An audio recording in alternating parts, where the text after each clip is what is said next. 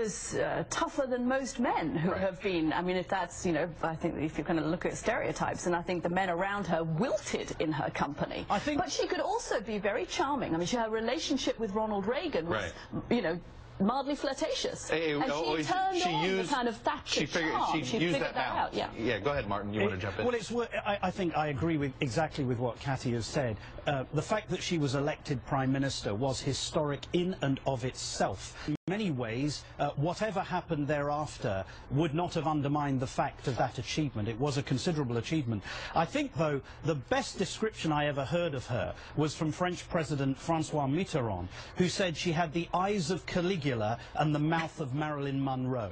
And I think that was a brilliant distillation of the woman. Leave it to the French. Exactly.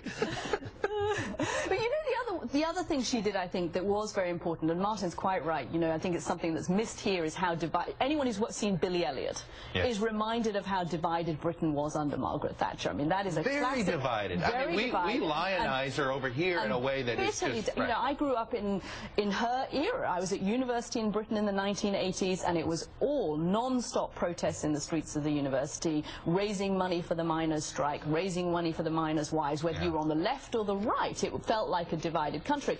But the other thing she did is she made Britain less classist. Here she was, the daughter of a grocer. We are living today in a Britain where the Prime Minister was at Eton, the Chancellor was at Eton, the Lord Mayor of London was at Eton. The Archbishop of Canterbury. They were all they are all Etonians. She was the daughter of a grocer, and she brought with her, through her economic policies, lots of British working class people into the middle class by giving them access to credit. The other dominant issue during her time, and I say this because this is what I remember growing up, was her dealings with the IRA and the back. I mean, this was the dominant. We forget here in the United States, this was another part of the dominant storyline of the Thatcher years, was it not, Martin? And again, Chuck, people fail to give credit to John Major, because it was John Major and, of course, Bill Clinton who ended up opening negotiations secretly with the IRA that brought to fruition the Good Friday Agreement, of course, with the assistance of Senator George Mitchell. It was not Margaret Thatcher.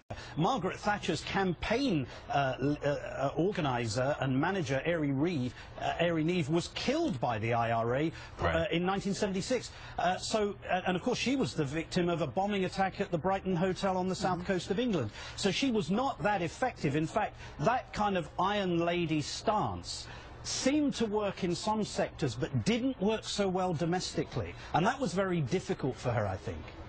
Well, you know, I do think that, in retrospect, the unions and the breaking of the unions, given the state, don't you think, Martin, that the country had been in the 1970s? Absolutely. With the power outages, you know, you couldn't get your dead bodies buried in cemeteries. It was the winter of discontent. Refuse was on the streets. Nothing was collected. It was terrible. Even Labour supporters today would say the unions had to be broken, and she did it. But also, don't forget, Cathy, that she also ushered in some fairly brutal attacks on the business of journalism through Rupert Murdoch's work against the unions in the press. I mean, I remember becoming a journalist professionally in 1984, just as that began to happen. She was not very kind to journalists at all, and to our profession.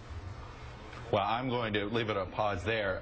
Shockingly, world leaders being unkind to working press. I am used to that myself anyway. Patty Kay of the BBC. Martin, I imagine we will get a lot more from you. I look forward to watching you at 4 o'clock.